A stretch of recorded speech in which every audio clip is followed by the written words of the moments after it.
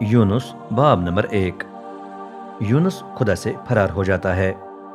رب یونس بن امتی سے ہم کلام ہوا، بڑے شہر نینوہ جا کر اس پر میری عدالت کا اعلان کر، کیونکہ ان کی برائی میرے حضور تک پہنچ گئی ہے۔ یونس روانہ ہوا، لیکن مشرقی شہر نینوہ کے لیے نہیں بلکہ مغربی شہر ترسیس کے لیے۔ رب کے حضور سے فرار ہونے کے لیے وہ یافا شہر پہنچ گیا، جہاں ایک بحری جہاز ترسیس کو جانے والا تھا۔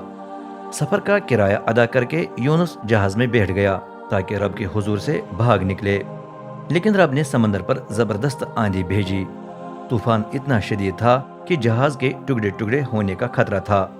ملا سہم گئے اور ہر ایک چیختا چلاتا اپنے دیوتا سے التجا کرنے لگا۔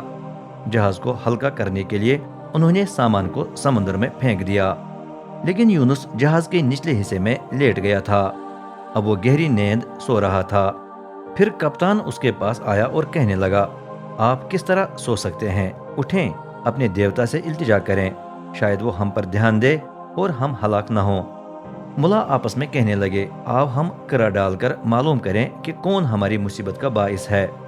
انہوں نے کرا ڈالا تو یونس کا نام نکلا۔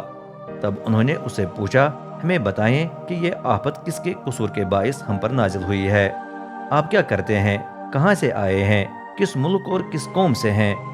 یونس نے جواب دیا، میں عبرانی ہوں اور رب کا پرستار ہوں جو آسمان کا خدا ہے۔ سمندر اور خشکی دونوں اسی نے بنائے ہیں۔ یونس نے انہیں یہ بھی بتایا کہ میں رب کے حضور سے فرار ہو رہا ہوں۔ یہ سب کچھ سن کر دیگر مسافروں پر شدید دہشت طاری ہوئی۔ انہوں نے کہا، یہ آپ نے کیا کیا ہے؟ اتنے میں سمندر مزید متلاطم ہوتا جا رہا تھا، چنانچہ انہوں نے پوچھا، اب ہم آپ کے ساتھ کیا کریں تاکہ سمندر تھم جائے اور ہمارا پیچھا چھوڑ دے؟ یونس نے جواب دیا، مجھے اٹھا کر سمندر میں پھینک دیں تو وہ تھم جائے گا، کیونکہ میں جانتا ہوں کہ یہ بڑا طوفان میری ہی وجہ سے آپ پر ٹوٹ پڑا ہے۔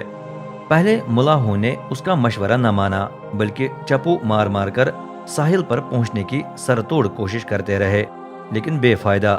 سمندر پہلے کی نسبت کہیں زیادہ متلاطم ہو گیا۔ تب وہ بلند آواز سے رب سے التجا کرنے لگے، اے رب، ایسا نہ ہو کہ ہم اس آدمی کی زندگی کے سبب سے ہلاک ہو جائیں، اور جب ہم اسے سمندر میں پھینکیں گے تو ہمیں بے گناہ آدمی کی جان لینے کے ذمہ دار نہ ٹھہرا، کیونکہ جو کچھ ہو رہا ہے وہ تیری ہی مرضی سے ہو رہا ہے۔ یہ کہہ کر انہوں نے یونس کو اٹھا کر سمندر میں پھینک دیا۔ پانی میں گرتے ہی سمندر ٹھاٹھیں مارنے سے باز آ کر تھم گیا۔